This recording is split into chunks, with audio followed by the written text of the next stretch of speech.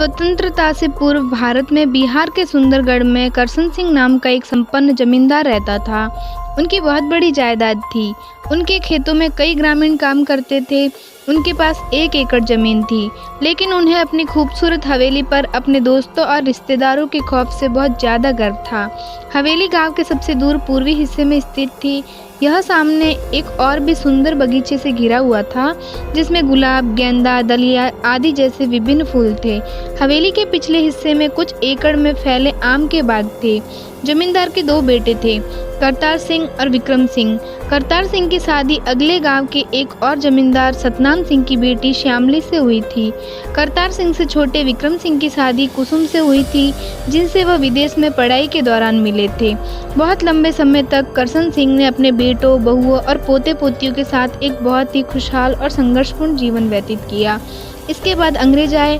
उन्होंने उस समय के अन्य सभी जमींदारों की तरह अंग्रेजों से दोस्ती करना सबसे अच्छा समझा। धीरे धीरे भारत के कई हिस्सों में आज़ादी की लड़ाई शुरू हुई। सुंदरगढ़ भी इससे अप्रभावित नहीं रह सका।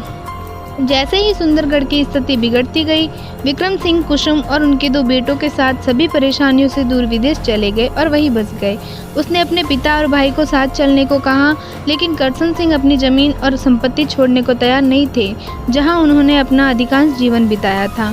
ग्रामीणों ने अंग्रेजों के खिलाफ विद्रोह कर दिया और एक भयानक रात ने करसन सिंह की हवेली को रोशन कर दिया।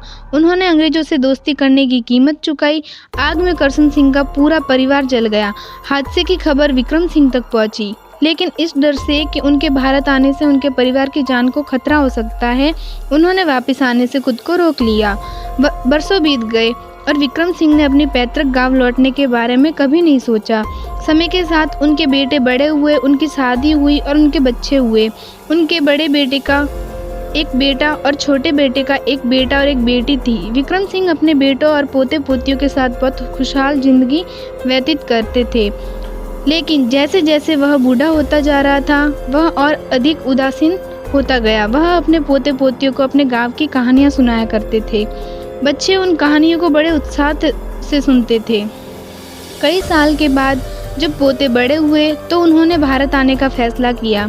दोनों भाइयों आदित्य और विजय ने बहन आंचल और उनके 2 दोस्तों माइक और लोरा के साथ भारत आने की यात्रा पर अपने पैतृक गांव जाने की योजना बनाई। उन्होंने सुंदरगढ़ और यात्रा के लिए निकले 5 दोस्तों के लिए रास्ता पूछा। वे नई दिल्ली पहुंचे और पूरे भारत में विभिन्न स्थानों का दौरा किया। उनका अंतिम गंतव्य उनका पैतृक गांव सुंदरगढ़ था। जब वे सुंदरगढ़ पहुंचे तो अंधेरा था। उन्होंने तुरंत हवेली जाने और वहीं रात बिताने का फैसला किया। तय हुआ कि वह गांव बहुत सुबह जाएंगे। अगले दिन सुबह 5 दोस्त गांव के बाहरी इलाके में बेहोश पड़े मिले। ग्रामीण उन्हें गांव ले गए और घायलों का इलाज किया। उनके शरीर में जलने के निशान थे। जब उन्हें होश आया तो उन्होंने बीती रात की घटना बताई। उन्हें नहीं पता था कि वे इस त्रासदी से कैसे बच निकले हैं। इसका कोई वैध स्पष्टीकरण नहीं था। ग्रामीणों ने उन्हें बताया कि हवेली को भूतिया माना जाता है और जिसने भी रात में वहां रहने की हिम्मत की, वह कभी नहीं लौटा। वह भाग्यशाली है कि शायद जीवित रहे, क्योंकि वे